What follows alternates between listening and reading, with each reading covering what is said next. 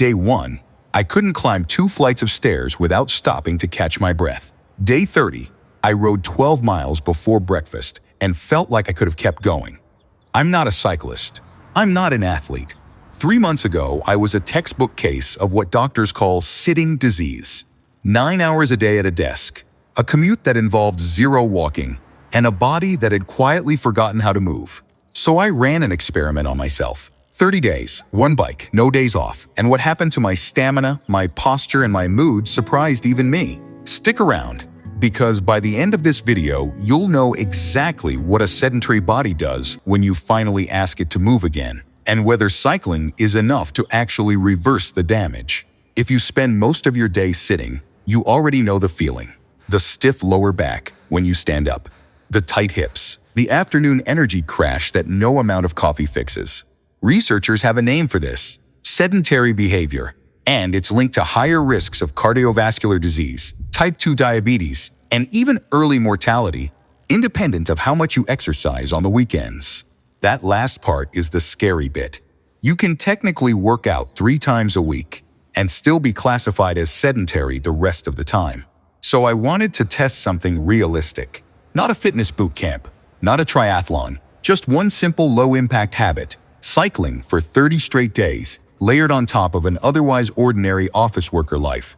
I tracked my resting heart rate, my posture, my energy levels, and how my body actually felt getting on and off that bike every single day. Here's exactly what happened, week by week. Before I touched a pedal, I took stock of where I actually stood. My resting heart rate hovered in the low 80s, which is on the higher end for someone in their 30s. My hip flexors were so tight I couldn't fully extend my leg behind me without discomfort. My upper back rounded forward the moment I stopped paying attention to it. A posture pattern researchers often call upper crossed syndrome, common in people who spend long hours at a screen. None of this happened overnight, and that's the point.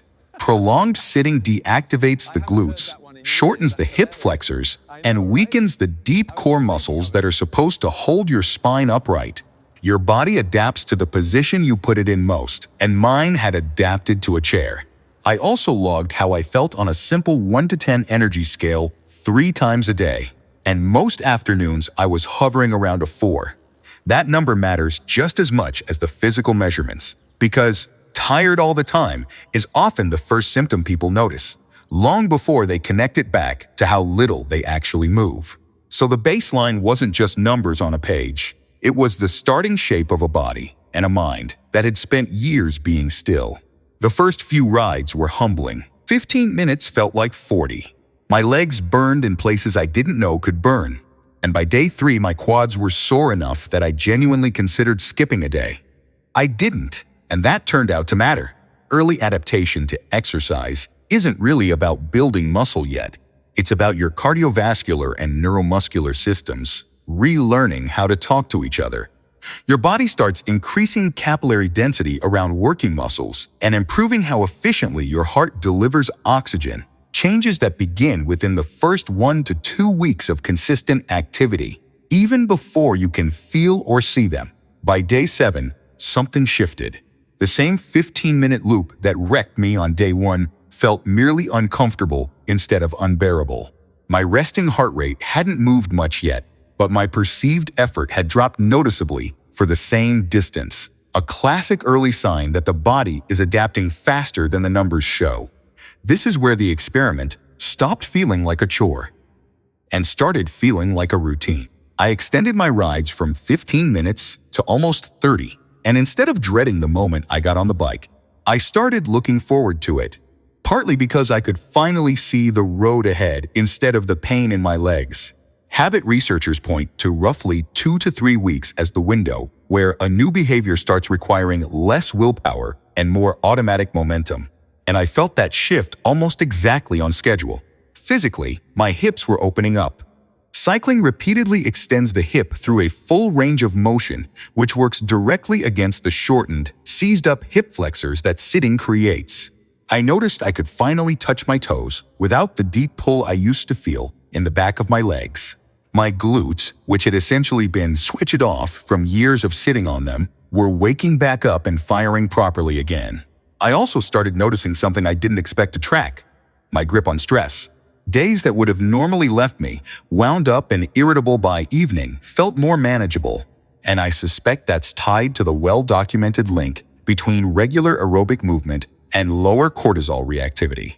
It's a small thing, but after 2 weeks of feeling physically better, feeling emotionally steadier on top of it was the moment I stopped seeing this as an experiment and started seeing it as something I actually wanted to keep doing. By the third week, the change that surprised me most wasn't in my legs, it was in my back. Cycling forces you to engage your core, to stabilize your spine while your legs do the work, which quietly strengthens the same deep stabilizing muscles that desk work lets go soft. My chronic lower back tightness, the kind that used to show up around 3 p.m. every single afternoon, started showing up less and less.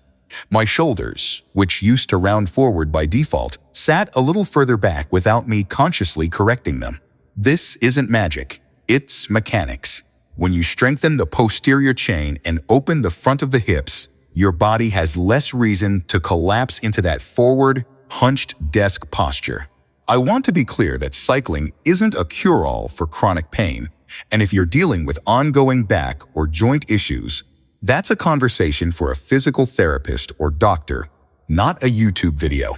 But for garden variety sitting all day stiffness, the improvement was real, and it was noticeable within about 3 weeks. If you've ever felt that 3 p.m. slump or that stiff lower back after a long day at a desk, drop a comment and tell me what your version of sitting disease looks like. I read every single one. And if this experiment is resonating with you, hit subscribe now. Because next month I'm running a follow-up experiment testing whether these changes actually stick once the 30 days are over. Okay, back to the results. The final week is where the numbers finally caught up to how I felt. My resting heart rate had dropped from the low 80s into the low 70s. A meaningful shift that reflects a more efficient, stronger heart.